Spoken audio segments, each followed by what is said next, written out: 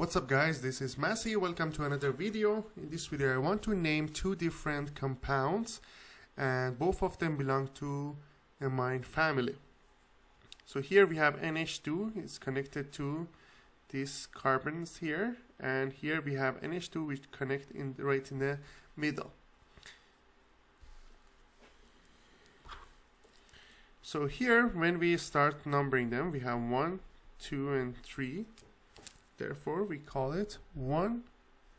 Since we have 3 carbon atoms, it's going to be propanamine. The reason I put 1 in the beginning because NH2 is connected to the first carbon. The second one is going to be 1, 2, 3 or 1, 2, 3, doesn't matter. And NH2 is connected to the second carbon. So we call it 2 propanamine, which this 2 shows the connection of NH2.